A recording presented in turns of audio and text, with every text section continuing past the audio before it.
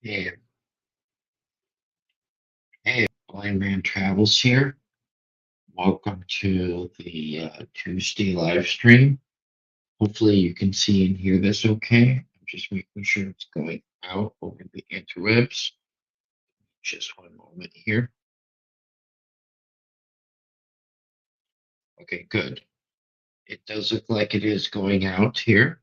So, welcome to the Tuesday live stream. This week, we are going to talk about strategies for surviving a long haul airplane flight. So hopefully you can get some education information regardless where you plan on flying in the world. Uh, we will be I will be adding chapters to this once this video is finished with the stream. Just to make things easier to find. So if you happen to watch this static after the live stream is over, there will be chapters to split everything up. But first of all, let's go ahead and start here and see what we have here to begin with.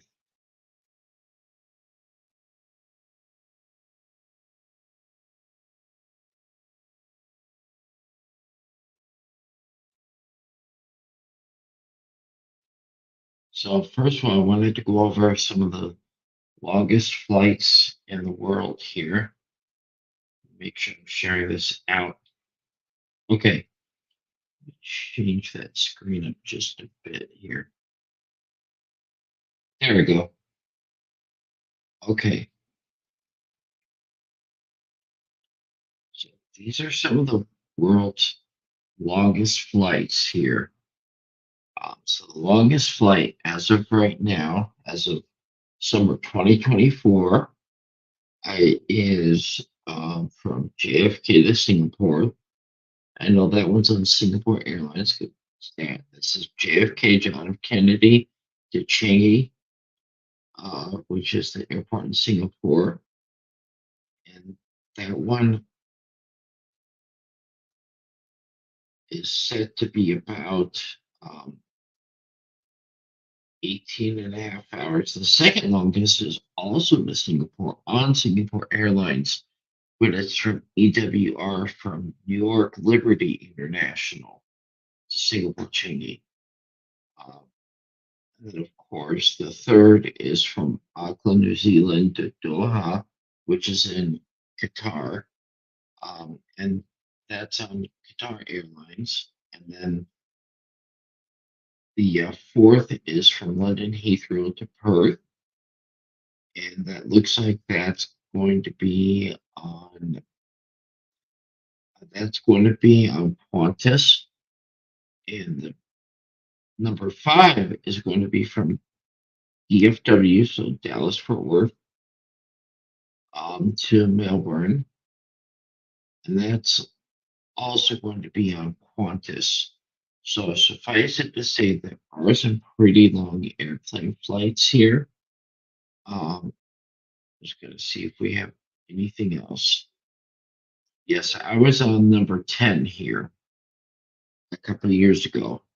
LAX to Singapore, Los Angeles International to Singapore. But yeah, every time you see one of these, there's the ranking as of last year. One, two, three, four, five. And then this one is a tie.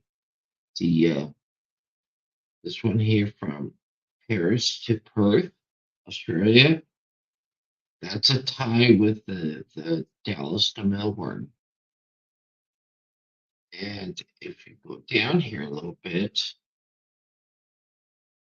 the Shenzhen, China to Mexico City,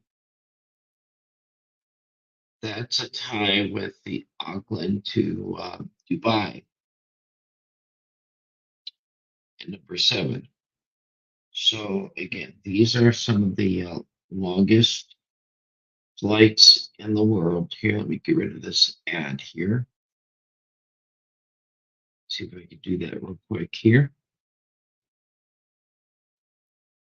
So again, this is on Singapore Airlines on the Airbus A350-900. And then this other one is also on the Airbus, is also on Singapore Airlines and the Airbus 350-900. And I was right. This is Qatar, also on Airbus 350-900. Um, the Airbus 350-900 is a very popular aircraft for long haul routes, same as the 787-9, the Boeing 787. So that just goes to tell us here that there are a lot of long haul flights that are connecting the world as of right now. But there are a few strategies that we can go over as far as making yourself comfortable for the journey.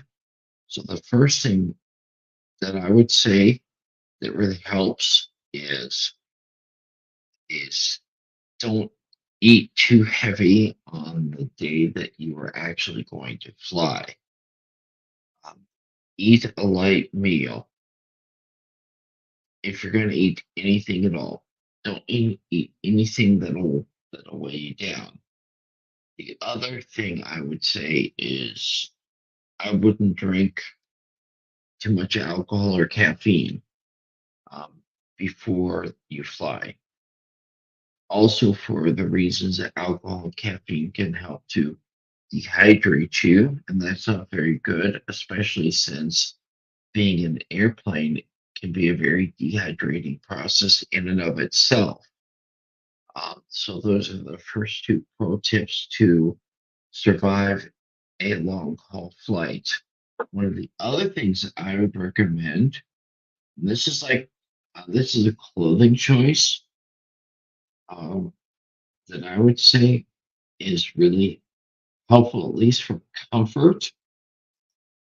Let me pull it up here.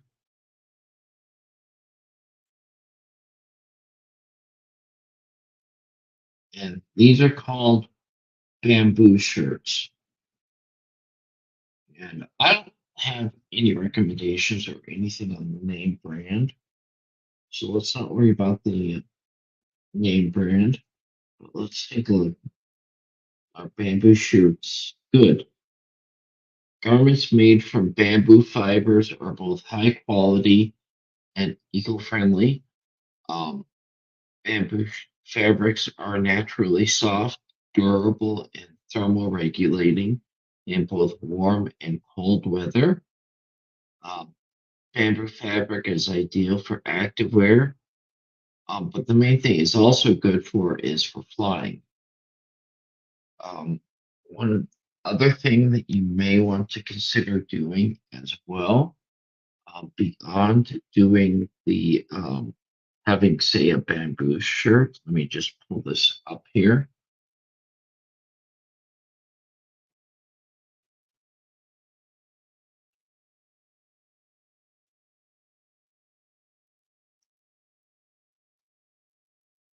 Is getting some compression socks. Compression socks can help as well. Let me just see here. Give me just one.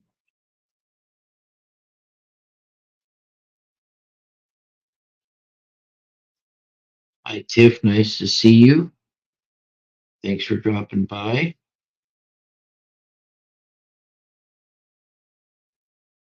Have a good day at work. Anyways, as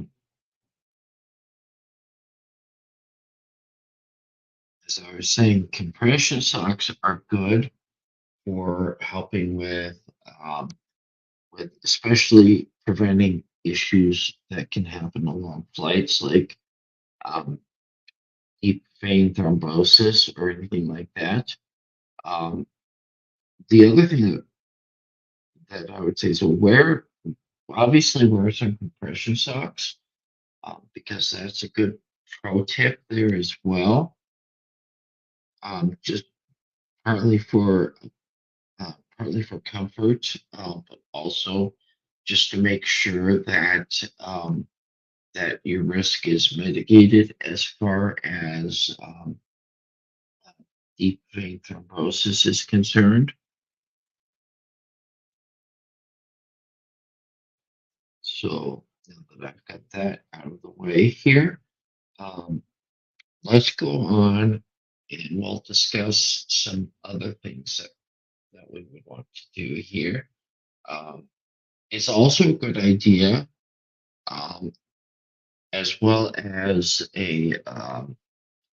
as as a bamboo shirt. It also doesn't hurt to have something like a sweater or hoodie during a flight, primarily because um, airplanes can get kind of cold. I've noticed that with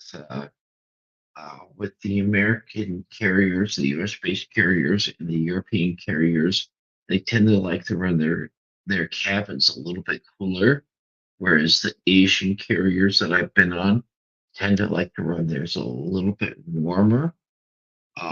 So that's one thing where it's up to your personal comfort level, but I would have a light sweater or hoodie, primarily just because of the fact that it does help sometimes when it's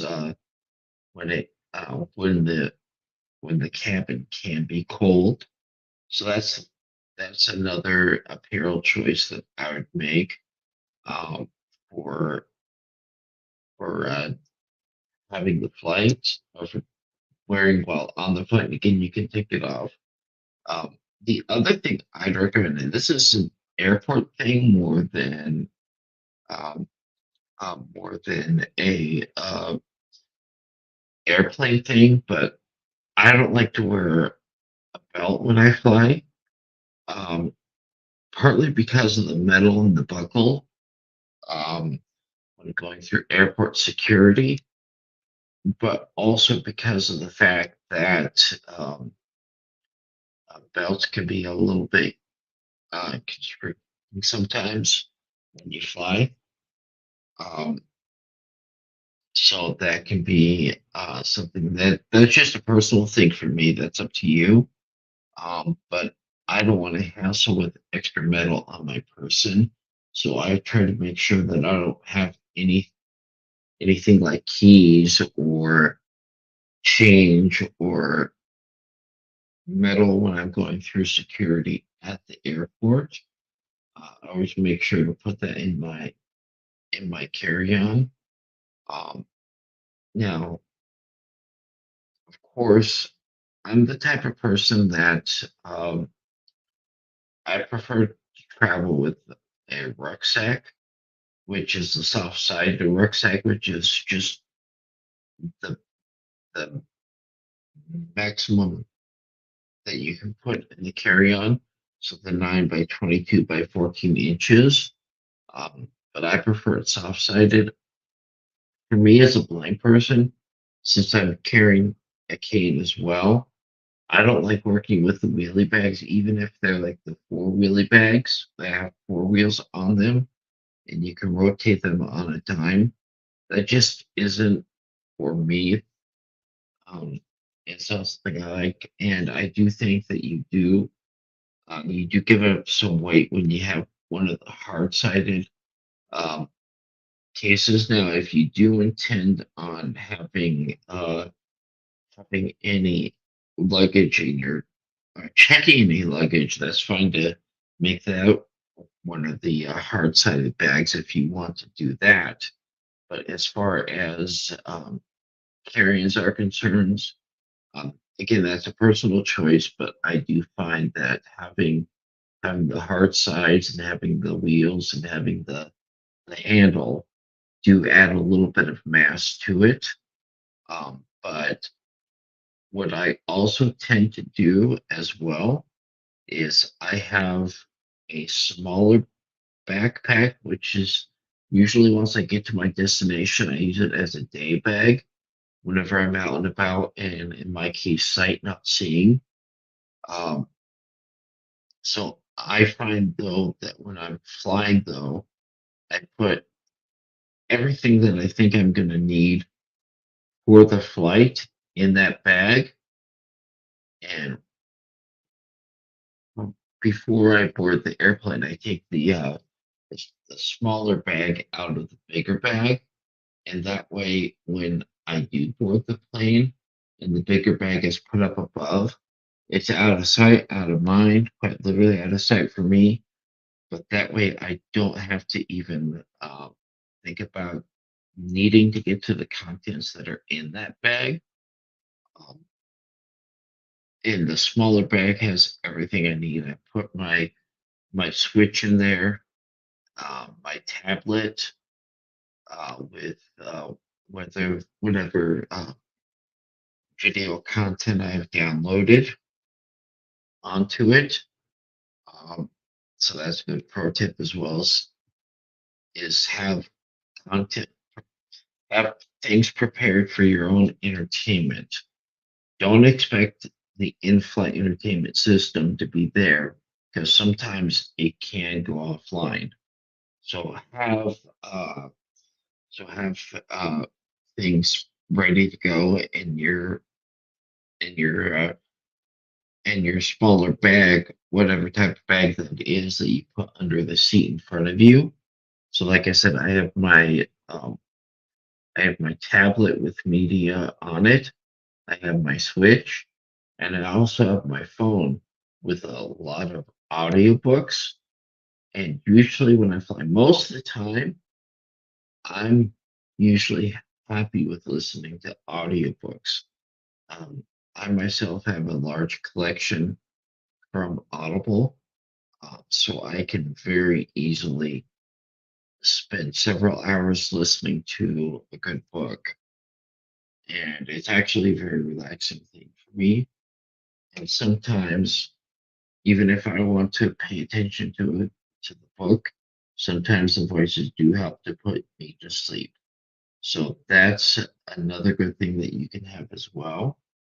Another recommendation I have, um, and this is something I put in the smaller bag, is get some eye shades if you have difficulty sleeping when it's light. And my recommendation is getting some of the weighted eye shades. Let me just see if I can find it here. Give me just one moment.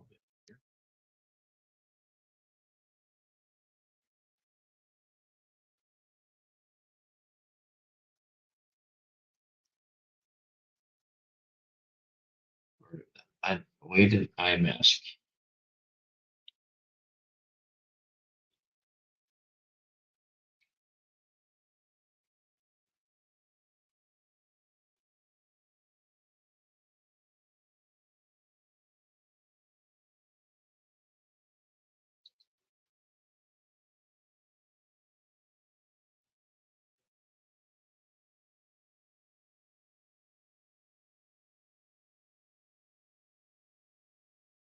Yeah, show you here.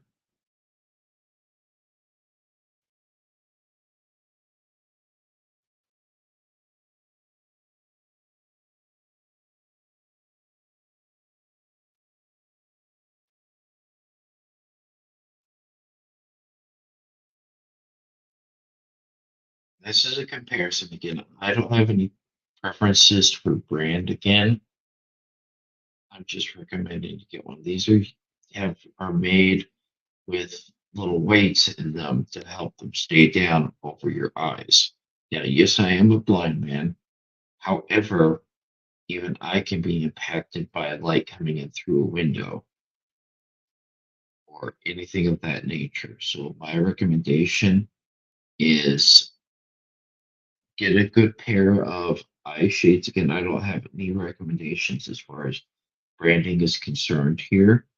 Um, get a good recommendation. Some of those look real nice. Obviously, there are pros and cons. I'm not sure how all these are supposed to work exactly. Um, I don't have the one I used when I went to Japan the last time, but it looks kind of like it looks kind of like this one here. But definitely get yourself a good eye mask to help you with your sleep because you are probably on a flight that's long like that, or even one that's a little bit shorter, um, like a 10-hour flight uh, from from California over to Asia, or a flight from the East Coast of North America to Europe.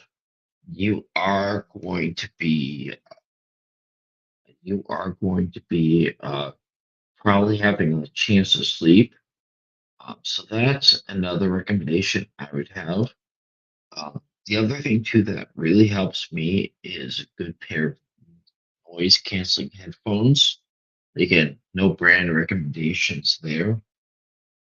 I have the Beats right now, but whatever works for you. Um, as far as noise cancellation is concerned. So most of the time when I'm flying, I have my noise canceling headphones set to whatever they call the transparency mode for the beginning of the flight, so I can hear the announcements, especially, um, and then I can turn it into to the completely noise cancellation section or part. Turn that up so that I don't have to listen, or I can minimize the sound of the rumble of the engines because that's white noise, so that can interfere with sleep as well. Um, but that's another good recommendation to have is some noise canceling headphones paired up with whatever kind of media you have. Again, that's another reason why I like audiobooks because I hear the voice in my ear of the person reading the audiobook, and I can since I have the noise cancellation turned up, um, it does sometimes help me to fall off to sleep a little bit better if I'm trying to do that. Um, so that's things for preparing for the flight. Now, as far as being on the flight, let's dive into that a little bit deeper here. I'm just going to pull up another resource here.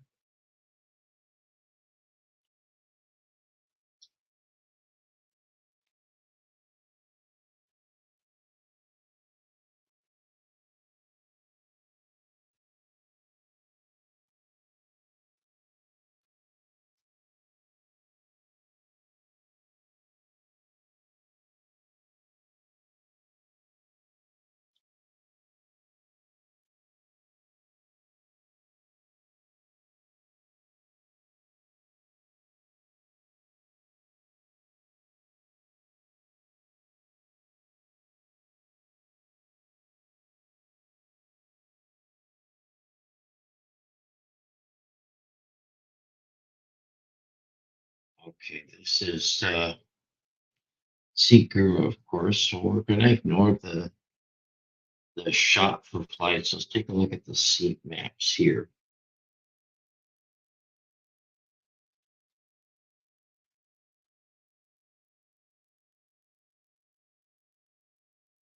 And for the moment, for the record, we'll just take a look at the last flight that I was on.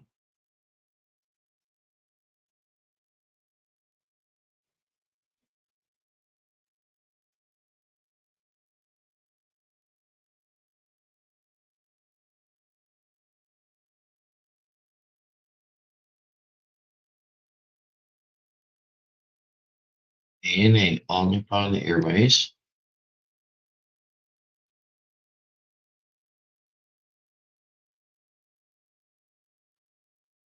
Let's take the flight for next Sunday.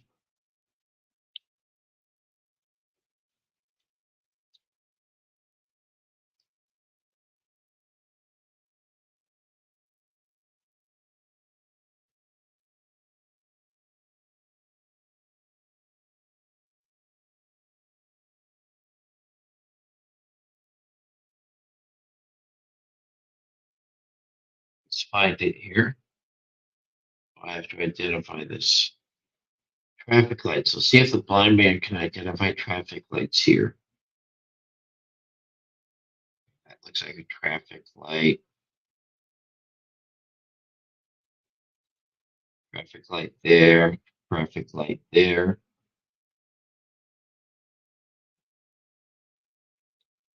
Those don't look like traffic lights. Let's verify that I am human.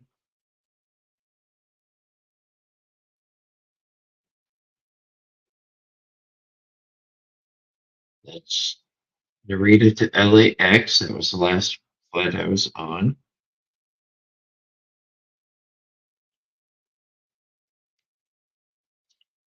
Let's take a look at the aircraft. This is the 7879. And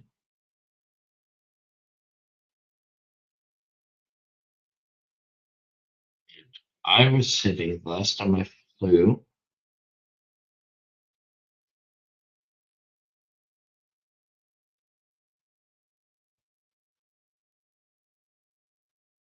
I was sitting in 32K, so that's a pretty standard seat there. So, of course, on demand and power.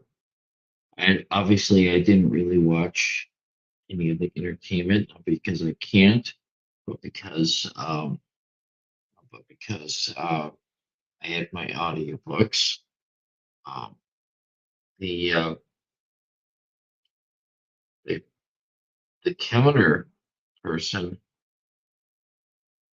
offered me 20K, but I don't like Bulkhead for a couple of reasons. Um, First of all, if I am trying to see the screen, it's further away.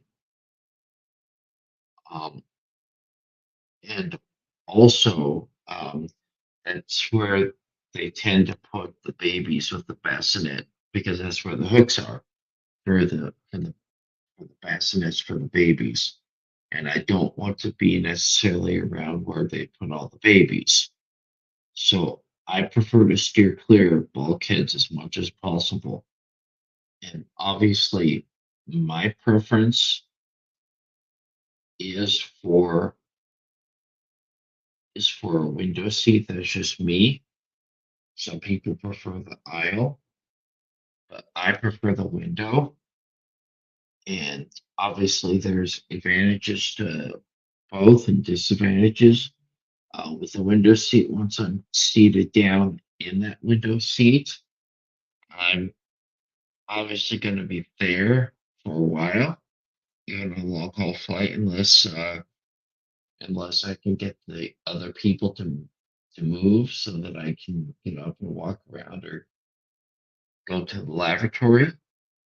Um, but the other thing too, though, I do have the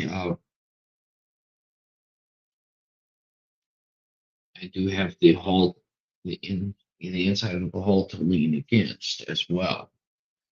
In the aisle seat, by the way, the aisle seat is there are some advantages to that direct access if you need to get up, but of course, if either the person in the middle or the window seat need to get up, you kind of have to get up to accommodate them.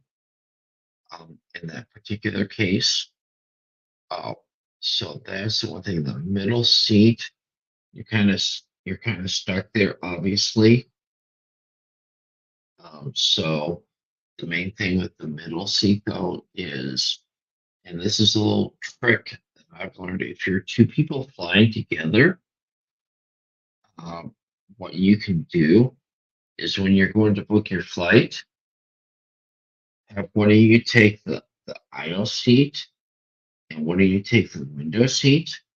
And there's a seat in the middle. And if that happens to get booked, the person in the middle will be more than likely to want to take either the window or the aisle, simply because of the fact that um, middle does have some disadvantages.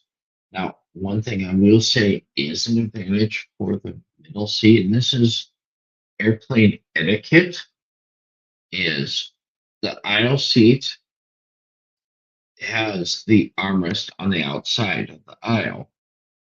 The window seat has the armrest next to the window, right? Um, but the but the seat that is in the middle, and this is just good airplane etiquette. They get both the armrests in the middle, so I always make an intention when I sit in the window. I always make an intention to try to keep my arm away from the aisle, or from the middle seat, just because I know that the person that's sitting in the middle seat, that's just good airplane etiquette as far as I'm concerned. Um, so it's always a good idea to let them have the middle, have the aisle for both. So that's one thing I would say there that can be used in your favor is to show that you're a good neighbor. If you have either the aisle or the window, let the let the person in the middle have both armrests because they're kind of stuck there in the middle. So just let them have both armrests. So hopefully that kind of answers that question or concern as far as that is concerned. Let me just see if I can bring up something else here.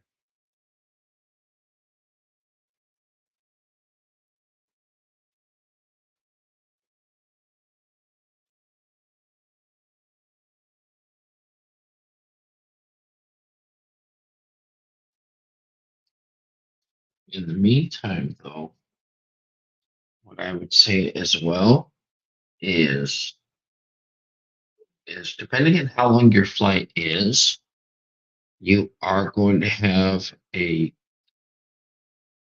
meal service at some point in time. So that's usually going to be within about an hour or so after after the start. First of all, they'll usually come around with some snacks or some crackers or something like that, drinks. Um, Now again, my recommendation is to keep the alcohol and caffeine to a minimum, just because of how that can impact the human body. So that's one thing I recommend as well. So, for example, here, let me pull up my last flight video.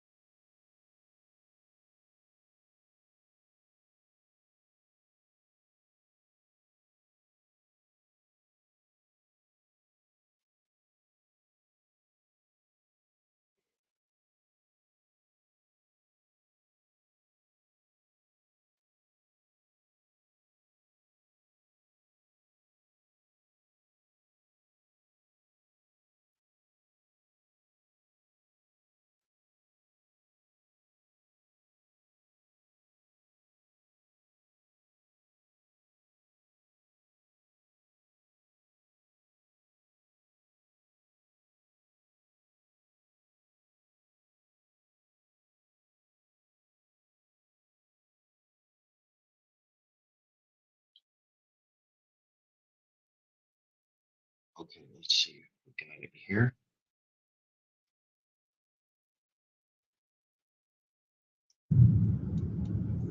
This is my flight from Japan to the United States.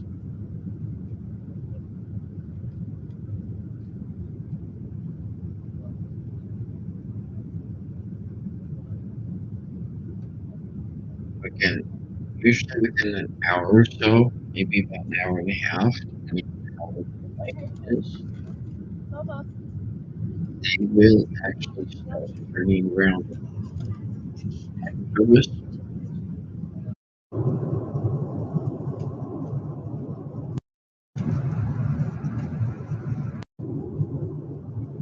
In case of this airline,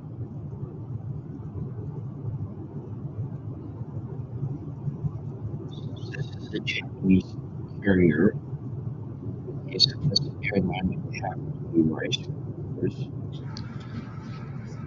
After takeoff, we were served first a snack, in this case, rice crackers, and I chose to have a beer with my rice crackers. So again, pretty basic, but you usually get a snack first. And then after that,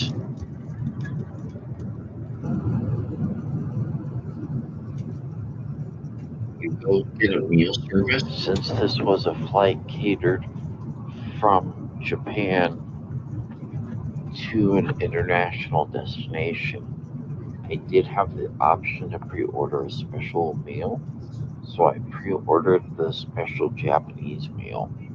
I did enjoy it, but I of course chose not to have the rice simply because I did not want the extra carbs. Okay, so that was something I actually paid a little bit extra for because this airline has it as an option, but they will bring you a meal regardless, so you won't go hungry unless you want to, unless you don't want to eat. But personally, I would recommend having something to eat. Um, Obviously, if you have dietary restrictions or concerns of that nature, you can let that know. You can let the airline know about that before, so that they can accommodate your dietary concerns before you fly. Um, but they will usually bring a meal. Let me just see uh, to you that fits within your dietary restrictions. So hopefully that kind of answers that question there. Um, but yeah, there will be a meal service, and then usually, depending upon the time of day that you departed from, the airline will darken the room at the cabinet at a certain point in time after the meal service. And the reason why is because it is intended to encourage sleep. So you're going to be skipping a bunch of time zones. So try to get as much sleep as you can. I know it's not easy to do, but definitely try to get as much sleep as you can. Some people do take melatonin pills just because that does help them to get off to sleep. That's the other reason also to avoid caffeine in particular, is because it it caffeine can obviously prevent you from sleeping, and it is a good idea to sleep. Now, I personally, some people like these. I don't. I don't like the neck pillows at all. I think they're more cumbersome than they're worth. So I really do not like having them when I travel. I think it is just more added weight to carry along. So I really do not like them at all. Um, but that's just me personally. Um, but other than that, though, you can adjust the seat back if you need to. You can adjust it so that it goes around your head a little bit. Um, so you can do that as well. So obviously, the main thing too is, especially in a long haul flight, even in economy, um, they'll give you a pillow and a blanket. Now, my recommendation, obviously, is regardless if the seatbelt sign is on or not, Keep your seatbelt buckled at all times when you're seated. So my recommendation is um, have the blanket up around you, and then put the buckle over the blanket. Sometimes it helps. Sometimes I do remember a flight where I had to actually show the flight attendant that I was actually wearing the belt because because the belt happened to be almost the exact same color as the blanket. So that is another thing to remember, though, is to always make sure that you have the that you have the that you have the that you have your belt on at all times when you're seated, just to make sure that no one uh, bothers you about it if you're trying to get off to sleep. Um, so that's another thing to remember as well.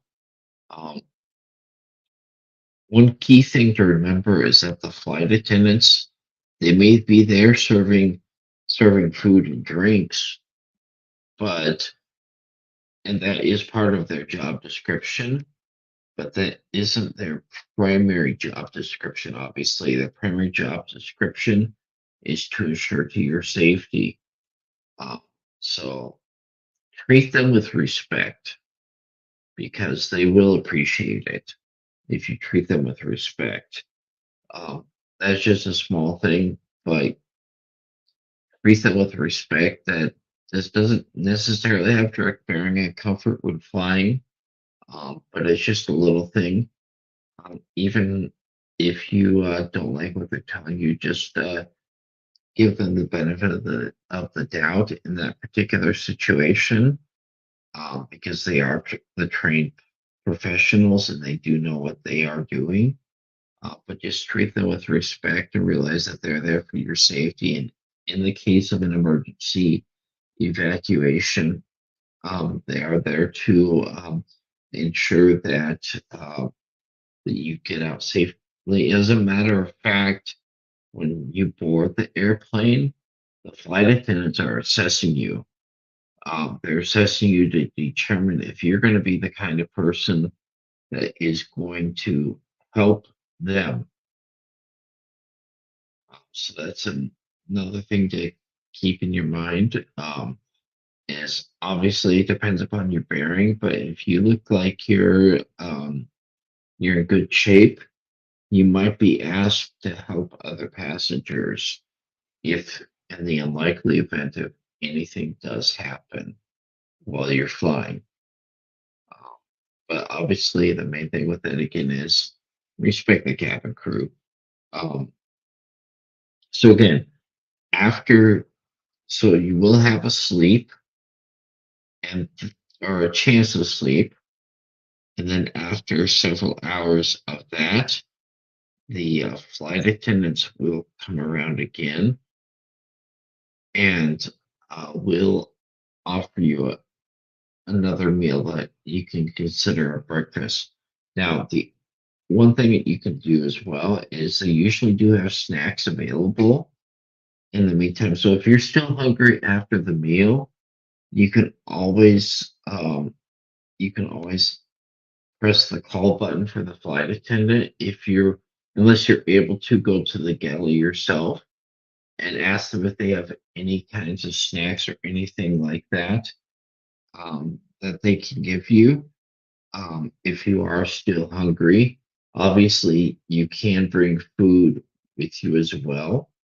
Um, in fact, one of my recommendations is to have an empty bottle, and then fill it once you get past security at the airport, because that does help with hydration as well. Make sure that you're drinking lots of water, even if that means you have to take a couple of trips to the laboratory during the flight.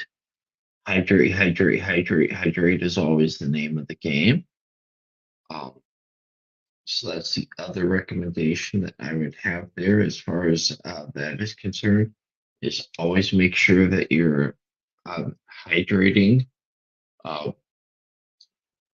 Other than that, though, what I would say is they're gonna have the breakfast. So depending upon your if you're hungry, they're gonna have what's basically breakfast, depending upon what time of day. Most of these long haul flights, they usually, in my experience, they're landing in the morning most of the time. Not always the case, but they are landing in the morning most of the time. Um, so that is something to remember is with long haul flights is that meal's probably going to be breakfast. Now, you might still be hungry once you land, and that's okay. You can find other food options after you're done flying. Um, but just make sure that you hydrate, but make sure you're eating lightly as well, because the other thing that can happen is gas can expand, um, and obviously that gives everybody gas. So it does happen on flights. Don't stress it. It's just a part of the flying process sometimes, especially if you're up there for a long time.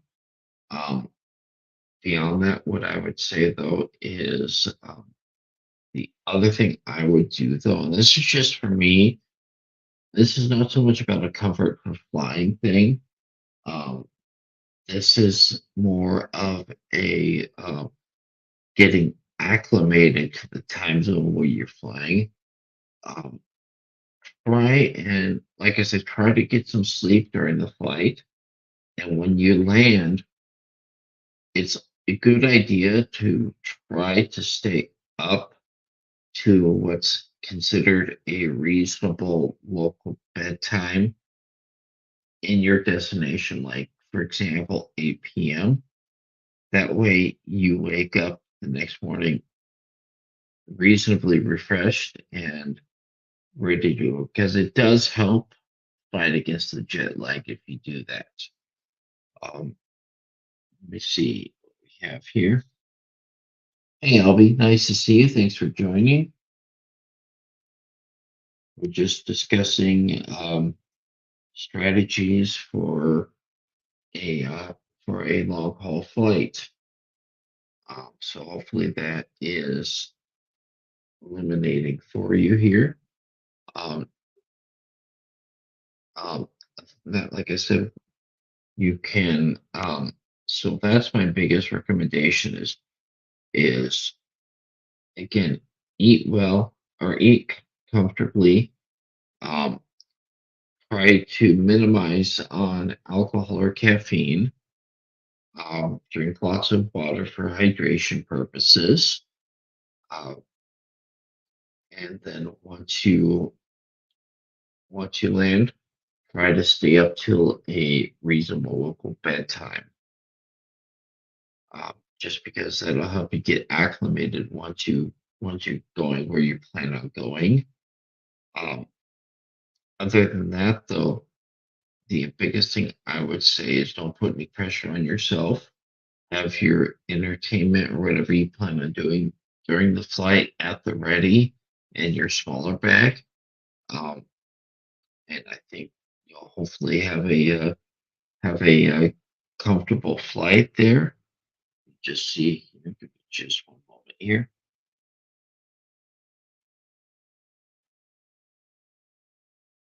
Okay, thank you for sharing. 250. Thanks for joining us here. Um, but otherwise, so the biggest thing that I would say though is enjoy that flight. Um, because it is one of the flying is actually one of the safest, if not the safest way to travel, regardless what's been happening in the news lately with certain airplane manufacturers. Um, Anyways, though, again, appreciate you joining here. I'll be,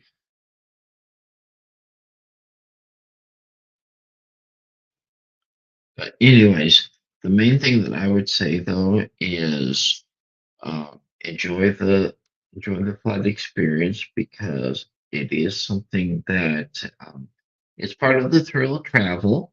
It is the flying there. Uh, Personally, what I like to do, and this is one of the reasons why I like to book a flight on the airline for the country I'm going to, is because I like to experience a little bit of the culture of that country before I get there, as opposed to one of the US based carriers. Um, that's just like a personal thing for me as well. But any flight that you can walk away from is a good flight in my book. Um, so those are my recommendations as as far as flying is concerned here. Hopefully that does help. Again, I will be uh, I will be adding chapters to this video for it to be seen later. So hopefully that'll help you find what you're looking for. Um, Otherwise, though, what I'll do is I'll go ahead and shut the video down for now. I do appreciate you all who joined us in the live stream, and we will go from there. Uh, Thanks for watching and have a pleasant day.